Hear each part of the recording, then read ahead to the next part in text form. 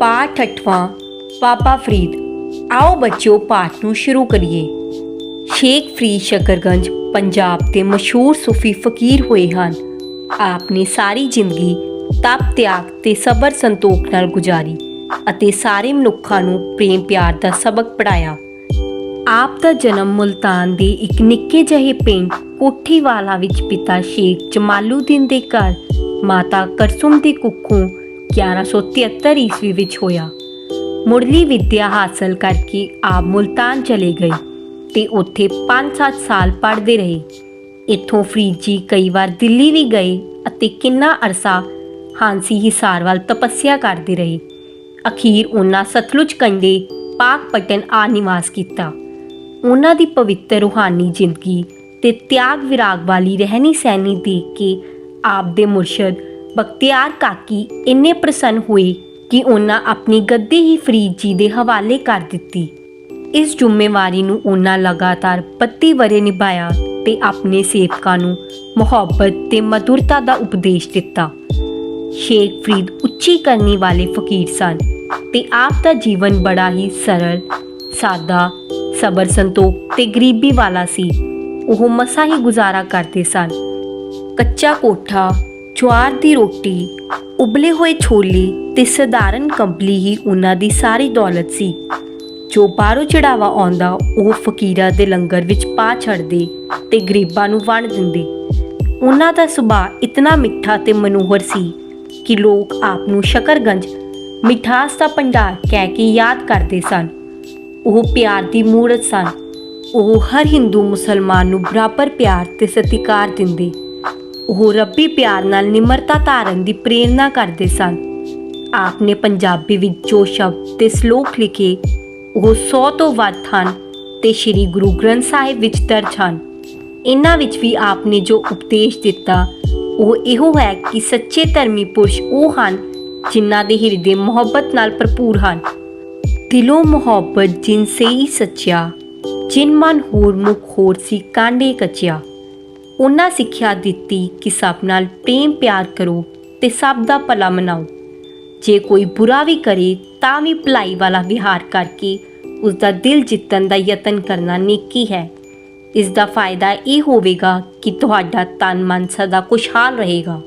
ਫਰੀਦਾ ਬੁਰੇ ਦਾ ਭਲਾ ਕਰ, ਗੁੱਸਾ ਮਨ ਨਾ ਹੜਾਈ, ਦੇਹੀ ਰੋਗ ਨਾ ਲੱਗੇ, ਪੱਲੇ ਸਭ ਕੁਝ ਪਾਈ। ਇੱਕ ਵਾਰ ਇੱਕ ਸੱਜਣ ਫਰੀਦ ਜੀ ਪਾਸ ਕੈਂਚੀ ਲੈ ਕੇ ਆਇਆ ਤੇ ਉਸਨੇ ਸਿਫਤ ਕਰਦਿਆਂ ਕਿਹਾ, ਇਹ ਕੈਂਚੀ ਬੜੇ ਮਜ਼ਬੂਤ ਲੋਹੇ ਦੀ ਬਣੀ ਹੋਈ ਹੈ ਤੇ ਬਹੁਤ ਤਿੱਖੀ ਹੈ। ਇਸ ਦੀ ਧਾਰ ਸੋਹਣੀ ਲੱਗੀ ਹੋਈ ਹੈ ਤੇ ਬਹੁਤ ਸੋਹਣਾ ਕੱਟਦੀ ਹੈ। ਬਾਬਾ ਫਰੀਦ ਜੀ ਨੇ ਕੈਂਚੀ ਉਸਦੇ ਹੱਥ ਵਿੱਚੋਂ ਲੈ ਲਈ ਤੇ ਉਸਨੂੰ ਚਾਰੇ ਪਾਸੇ ਘੁਮਾ ਕੇ ਦੇਖਿਆ ਤੇ ਕਿਹਾ, ਭਾਈ ਪ੍ਰੇਮਿਆ ਤੂੰ ਇਹ ਲੈ ਜਾ। ਇਹ ਤਾਂ ਕੱਟਣ ਵਾਲੀ ਤੇ ਚੀਰ ਫਾੜ ਕਰਨ ਵਾਲੀ ਚੀਜ਼ ਹੈ ਤੇ ਸਾਡਾ ਕੰਮ ਕੱਟਣਾ ਤੋੜਨਾ ਨਹੀਂ ਸਗੋਂ ਜੋੜਨਾ ਹੈ। ਤੂੰ ਮੈਨੂੰ ਇਸ ਦੀ ਥਾਂ ਇੱਕ ਨਿੱਕੀ ਜਿਹੀ ਸੂਈ ਲਿਆ ਕੇ ਦੇ ਤਾਂ ਕਿ ਮੈਂ ਪਾਟਿਆਂ ਨੂੰ ਜੋੜ ਸਕਾਂ, ਅੱਡੋ ਅੱਡ ਨਿਖੜੇ ਦਿਲਾਂ ਨੂੰ ਪ੍ਰੀਤ ਪਿਆਰ ਦੇ ਧਾਗੇ ਵਿੱਚ ਪਰੋ ਸਕਾਂ। ਜਦੋਂ ਅਸੀਂ ਇਤਿਹਾਸ ਦੇ ਪੰਨਿਆਂ ਵੱਲ ਨਜ਼ਰ ਮਾਰਦੇ ਹਾਂ ਤਾਂ ਪਤਾ ਲੱਗਦਾ ਹੈ ਕਿ ਇਹ ਜ਼ਮਾਨਾ ਦਵੈਸ਼ ਤੇ ਨਫ਼ਰਤ ਦਾ ਸੀ। ਮੰਗੋਲਾਂ ਦੇ ਹਮਲਿਆਂ ਨੇ ਹਾਹਾਕਾਰ ਮਚਾਈ ਹੋਈ ਸੀ। ਇਹਨਾਂ ਨੇ ਸਿੰਧ, ਮੁਲਤਾਨ ਤੇ ਲਾਹੌਰ ਤੱਕ ਕਬਜ਼ਾ ਕਰਕੇ ਲੋਕਾਂ ਦੇ ਨੱਕ ਵਿੱਚ ਦਮ ਕੀਤਾ ਹੋਇਆ ਸੀ। ਇਤਿਹਾਸਕਾਰਾਂ ਅਨੁਮਾਨ ਲਾਇਆ ਹੈ ਕਿ ਜਾਬਰ ਮੰਗੋਲਾਂ ਨੇ ਲਗਭਗ 80 ਲੱਖ ਬੰਦਿਆਂ ਦਾ ਕਤਲ ਕੀਤਾ। ਇਹ ਖੂਨੀ ਹਾਲਾਤ ਦੱਸਦੇ ਹਨ ਕਿ ਉਸ ਸਮੇਂ ਮਨੁੱਖੀ ਜੀਵਨ ਦੀ ਕੀ ਕਦਰ ਕੀਮਤ ਸੀ। ਪਰ ਅਜਿਹੇ ਭੈੜੇ ਤੇ ਖੂਨੀ ਵਾਤਾਵਰਣ ਵਿੱਚ ਬਾਬਾ ਫਰੀਦ ਜੀ ਇਹ ਸੰਦੇਸ਼ ਦੇ ਰਹੇ ਸਨ ਕਿ ਸਭਨਾਂ ਅੰਦਰ ਰੱਬ ਵਸਦਾ ਹੈ ਤੇ ਸਾਰੇ ਇਨਸਾਨ ਮਾਨਕ ਮੋਤੀ ਹਨ ਤੇ ਸਭ ਦਾ ਬਰਾਬਰ ਸਤਿਕਾਰ ਕਰਨਾ ਹੀ ਸਾਡਾ ਪਵਿੱਤਰ ਫਰਜ਼ ਹੈ। ਕਿਸੇ ਨੂੰ ਮੰਦਾ ਬੋਲ ਬੋਲਣਾ ਠੀਕ ਨਹੀਂ। ਇੱਕ ਫਿੱਕਾ ਨਾ ਗਾਲੀਏ ਸਭਨਾ ਮੈਂ ਸੱਚਾ ਤਨੀ, ਹਿਉ ਨਾ ਕਾਹੀ ਠੀਕ ਮਾਨਕ ਸਭ ਅਮੋਲਵੀ।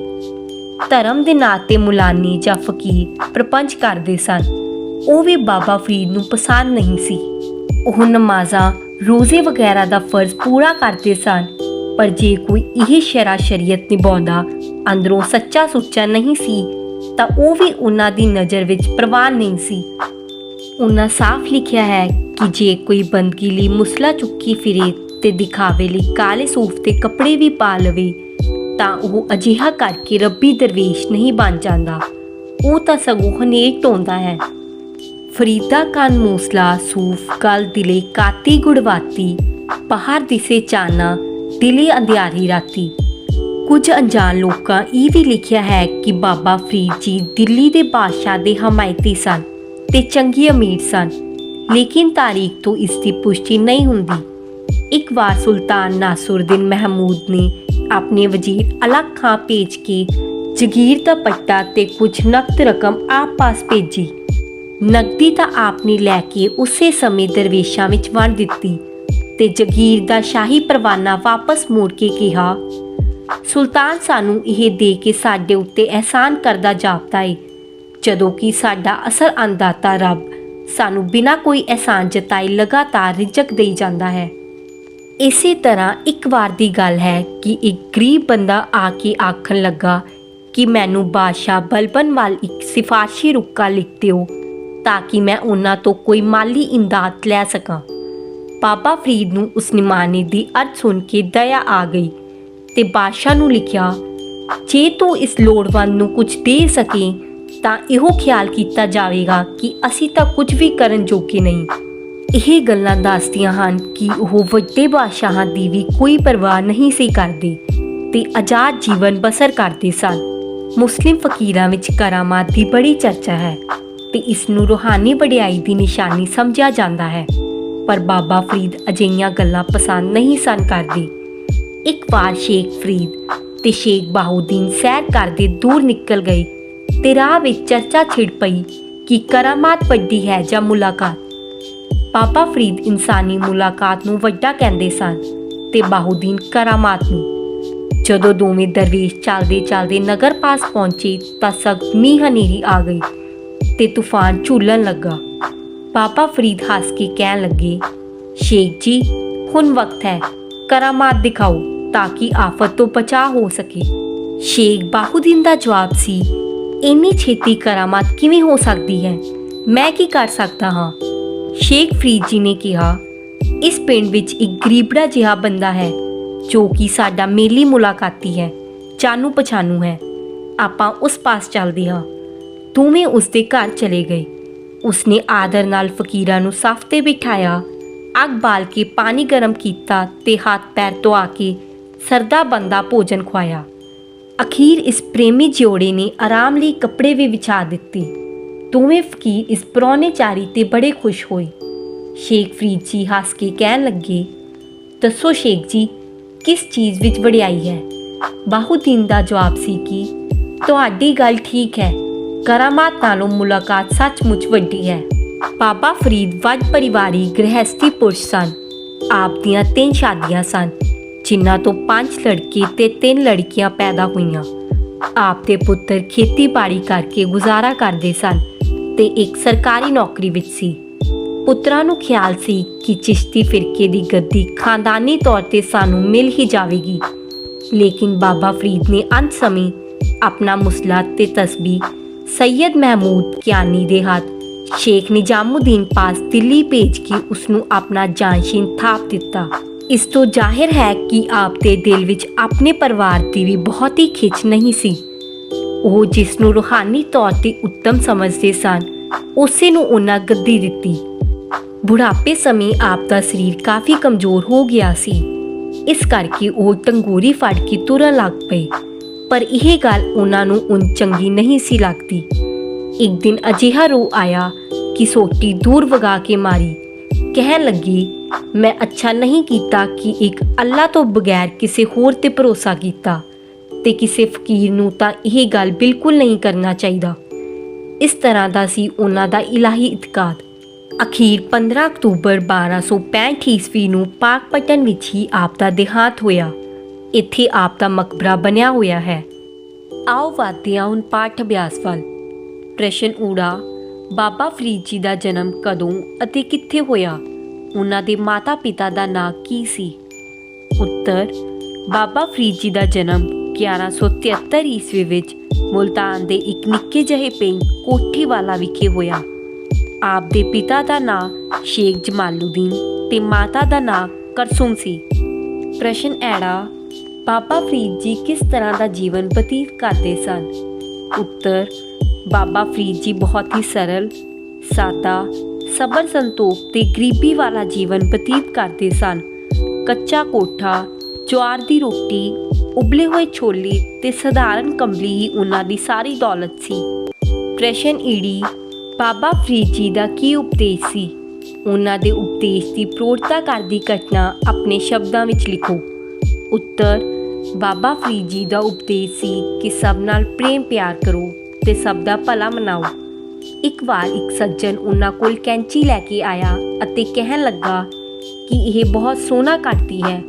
ਉਹਨਾਂ ਨੇ ਉਸ ਸੱਜਣ ਨੂੰ ਕਿਹਾ ਕਿ ਭਾਈ ਮੇਰਾ ਕੰਮ ਕੱਟਣਾ ਤੋੜਨਾ ਨਹੀਂ, ਤੂੰ ਇੱਕ ਸੂਈ ਲਿਆ ਕੇ ਦੇ ਤਾਂ ਕਿ ਮੈਂ ਸਭ ਨੂੰ ਪ੍ਰੀਤ ਪਿਆਰ ਦੇ ਧਾਗੇ ਵਿੱਚ ਪਰੋ ਸਕਾਂ। ਪ੍ਰਸ਼ਨ ਸੱਸਾ ਫਰੀਦਾ ਕੰਨ ਮੂਸਲਾ ਸੂਫ ਗਲ ਦਿਲ ਕਾਤੀ ਗੁੜਵਾਤੀ ਬਾਹਰ ਦਿਸੇ ਚਾਨਣਾ ਦਿਲ ਅੰਧਿਆਰੀ ਰਾਤੀ। ਉਪਰੋਕਤ ਸ਼ਲੋਕ ਦਾ ਭਾਵ ਸਪਸ਼ਟ ਕਰੋ। ਬੱਚਿਓ, ਉਪਰੋਕਤ ਸ਼ਲੋਕ ਦਾ ਭਾਵ ਹੈ ਕਿ ਇੱਕ ਫਕੀਰ ਦਾ ਜੀਵਨ ਪਖੰਡ ਭਰਿਆ ਨਹੀਂ ਹੋਣਾ ਚਾਹੀਦਾ, ਸਗੋਂ ਅੰਦਰੋਂ ਬਾਹਰੋਂ ਨੇਕ ਤੇ ਸ਼ੁੱਧ ਹੋਣਾ ਚਾਹੀਦਾ ਹੈ। ਪ੍ਰਸ਼ਨ ਹਾਹਾ ਬਾਬਾ ਫਰੀਦ ਜੀ ਮੁਲਾਕਾਤ ਅਤੇ ਕਰਾਮਾਤ ਵਿੱਚੋਂ ਕਿਹੜੀ ਗੱਲ ਨੂੰ ਵੱਡਾ ਕਹਿੰਦੇ ਸਨ? ਇਹ ਗੱਲ ਉਹਨਾਂ ਨੇ ਕਿਵੇਂ ਸੱਚੀ ਸਿੱਧ ਕਰਕੇ ਦਿਖਾਈ? ਤਾਂ ਉੱਤਰ ਹੈ ਬਾਬਾ ਫਰੀਦ ਜੀ ਮੁਲਾਕਾਤ ਨੂੰ ਵੱਡੇ ਕਹਿੰਦੇ ਸਨ। ਇੱਕ ਵਾਰ ਆਪ ਸ਼ੇਖ ਬਾਹਉਦੀਨ ਜੀ ਨਾਲ ਇਸ ਵਿਸ਼ੇ ਉੱਤੇ ਚਰਚਾ ਕਰਦੇ ਹੋਏ ਜਾ ਰਹੇ ਸਨ। ਅਚਾਨਕ ਮੀਂਹ ਹਨੇਰੀ ਤੇ ਤੂਫਾਨ ਆ ਗਿਆ। ਆਪ ਨੇ ਸ਼ੇਖ ਜੀ ਨੂੰ ਕਿਹਾ ਕਿ ਕੋਈ ਕਰਾਮਾਤ ਕਰਕੇ ਦਿਖਾਓ ਤਾਂ ਕਿ ਇਸ ਤੂਫਾਨ ਤੋਂ ਬਚਾਅ ਹੋ ਸਕੇ। ਉਹਨਾਂ ਨੇ ਕਿਹਾ ਕਿ ਇੰਨੀ ਛੇਤੀ ਕੋਈ ਕਰਾਮਾਤ ਨਹੀਂ ਹੋ ਸਕਦੀ। ਫਰੀਦ ਜੀ ਉਹਨਾਂ ਨੂੰ ਆਪ ਇੱਕ ਮੇਲੀ ਮੁਲਾਕਾਤੀ ਦੇ ਘਰ ਲੈ ਗਏ। ਉਸ ਸੱਜਣ ਨੇ ਫਕੀਰਾਂ ਦੀ ਬਹੁਤ ਸੇਵਾ ਕੀਤੀ ਅਤੇ ਤੂਫਾਨ ਤੋਂ ਵੀ ਬਚਾਅ ਹੋ ਗਿਆ।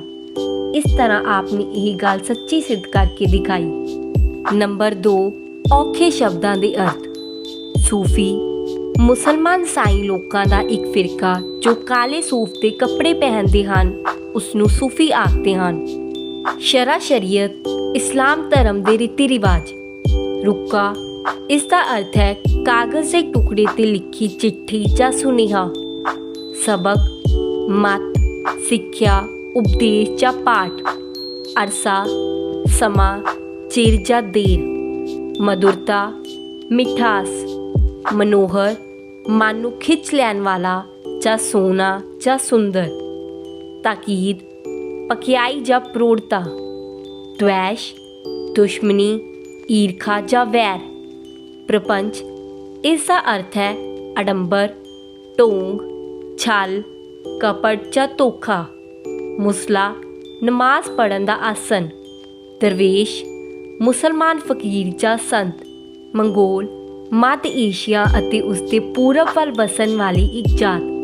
ਜਾਬਰ ਜ਼ਾਲਮ, ਜਬਰ ਕਰਨ ਵਾਲਾ ਜਾਂ ਧੱਕੇਬਾਜ਼। ਇਲਾਹੀ ਇਤਕਾਦ ਇਸ ਦਾ ਅਰਥ ਹੈ ਰੱਬ ਵਿੱਚ ਵਿਸ਼ਵਾਸ। ਇਮਦਾਦ ਮਦਦ ਜਾਂ ਸਹਾਇਤਾ। ਸੂਫ ਕੱਪੜੇ ਦੀ ਇੱਕ ਕਿਸਮ। ਨੰਬਰ 3 ਵਾਕਾਂ ਵਿੱਚ ਵਰਤੋ। ਪਹਿਲਾ ਸੂਫੀ ਬਾਬਾ ਫਰੀਦ ਇੱਕ ਸੂਫੀ ਦਰਵੇਸ਼ ਸਨ। ਦੂਜਾ ਸਬਰ ਸੰਤੋਖ ਸਾਨੂੰ ਸਬਰ ਸੰਤੋਖ ਨਾਲ ਜੀਵਨ ਬਤੀਤ ਕਰਨਾ ਚਾਹੀਦਾ ਹੈ। ਤੀਜਾ ਨਿਵਾਸ ਰੱਬ ਦਾ ਨਿਵਾਸ ਸਾਰੇ ਮਨੁੱਖਾਂ ਦੇ ਅੰਦਰ ਹੈ। ਚੌਥਾ ਗੁਜ਼ਾਰਾ ਅੱਜ ਕੱਲ੍ਹ ਮਹਿੰਗਾਈ ਕਾਰਨ ਸਭ ਦਾ ਗੁਜ਼ਾਰਾ ਬਹੁਤ ਔਖਾ ਹੁੰਦਾ ਹੈ। ਪੰਜਵਾਂ ਵਿਹਾਰ ਸਾਨੂੰ ਸਾਰਿਆਂ ਨਾਲ ਚੰਗਾ ਵਿਹਾਰ ਕਰਨਾ ਚਾਹੀਦਾ ਹੈ। ਛੇਵਾਂ ਆਫਤ ਆਫਤ ਸਮੇਂ ਸੱਚੇ ਮਿੱਤਰ ਦੀ ਪਛਾਣ ਹੁੰਦੀ ਹੈ। ਸੱਤਵਾਂ ਤਾਕੀਦ ਸੱਚਾ ਬੰਦਾ ਆਪਣੀ ਗੱਲ ਤਾਕੀਦ ਨਾਲ ਰੱਖਦਾ ਹੈ। ਅੱਠਵਾਂ ਅਨੁਮਾਨ ਅੱਜ ਮੀਂਹ ਪੈਣ ਦਾ ਅਨੁਮਾਨ ਹੈ। ਨੌਵਾਂ ਜ਼ਾਹਰ ਸਾਨੂੰ ਆਪਣਾ ਗੁੱਸਾ ਕਦੇ ਵੀ ਜ਼ਾਹਰ ਨਹੀਂ ਕਰਨਾ ਚਾਹੀਦਾ। ਦਸਵਾਂ ਜਾਨਸ਼ੀਨ ਬਾਬਾ ਫਰੀਦ ਜੀ ਨੇ ਸ਼ੇਖ ਨਿਜ਼ਾਮੁਦੀਨ ਨੂੰ ਆਪਣਾ ਜਾਨਸ਼ੀਨ ਥਾਪਿਆ। 11ਵਾਂ ਸੰਦੇਸ਼ ਗੁਰਬਾਣੀ ਸਾਨੂੰ ਚੰਗਾ ਕਰਮ ਕਰਨ ਦਾ ਸੰਦੇਸ਼ ਦਿੰਦੀ ਹੈ। 12ਵਾਂ ਅਹਿਸਾਨ ਭਲਾ ਸਭ ਦਾ ਕਰੋ ਪਰ ਅਹਿਸਾਨ ਨਾ ਜਤਾਓ। ਬੱਚਿਓ, ਇਹ ਸੀ ਸਾਡਾ ਪਾਠ ਬਾਬਾ ਫਰੀਦ ਅਤੇ ਉਸ ਦਾ ਪਾਠ ਅਭਿਆਸ। ਜਲਦ ਮਿਲਾਂਗੇ ਇੱਕ ਹੋਰ ਵੀਡੀਓ ਦੇ ਨਾਲ। ਧੰਨਵਾਦ।